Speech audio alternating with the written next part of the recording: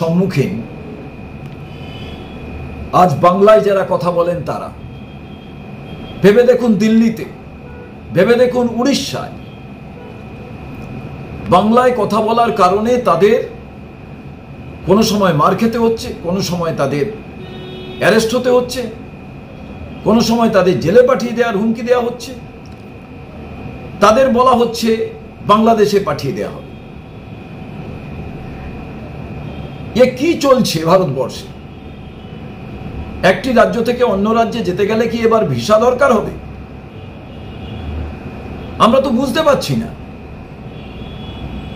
ভারতবর্ষের মানুষ এক প্রান্ত থেকে অন্য প্রান্তে তারা যান, অন্য প্রান্তে তারা পৌঁছন, তাদের কাজ করেন, তাদের মতো ব্যবসা করেন, যে কোনো প্রফেশনের সঙ্গে তারা যুক্ত হন, পড়াশুনো করেন। এটাই ভারতবর্ষের বৈচিত্র্য ছিল, বহুত্ববাদের আমরা ধারক বাহক। কিন্তু দুঃখের বিষয়, শুধু বাংলায় কথা বলার জন্য বাংলাদেশী হিসেবে চিহ্নিত করে, জোর জুলুম করে বিজেপি শাসিত রাজ্যগুলো থেকেই এই ঘটনা ঘটছে। কেন্দ্রীয় সরকার কি কোনো আইন করেছে?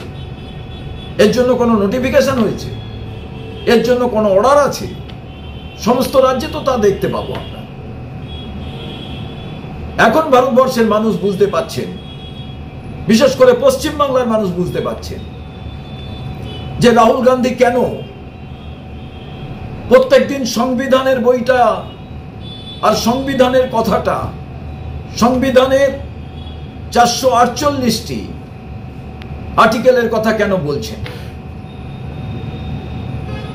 এই সংবিধানই তো বলেছে আর্টিকেল 19 ডি, ই, জি, এই উপধারাগুলোর মধ্যে দিয়ে আমি এক রাজ্যের বাসিন্দা অন্য রাজ্যে যেতে পারবো। তাহলে আমি বাংলা ভাষায় কথা বলতে পারবো না? আমাকে অত্যাচারের সম্মুখীন হতে হবে? এটা কি একটা চক্রান্ত বাংলা ভাষাকে শেষ করে দেওয়ার?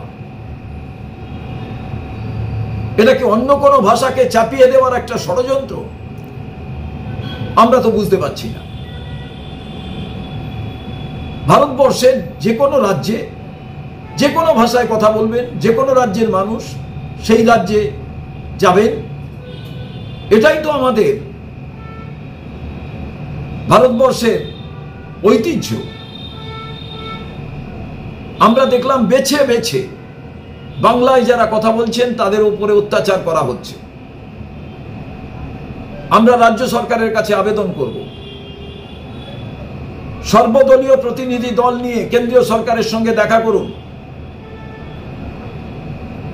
এবং রাজ্যপাল মহাশয় তার কাছে অভিযোগ জানান, রাষ্ট্রপতির সঙ্গে কথা বলুন। হচ্ছেটা কি দেশে? আমরা কংগ্রেসের পক্ষ থেকে রাস্তায় নেমে প্রতিবাদ করব, রাজ্য স্তরে একেবারে ব্লক থেকে জেলা স্তর পর্যন্ত, জেলা শাসক দপ্তরের সামনে, এবং সবাই মিলে প্রতিবাদ করুন।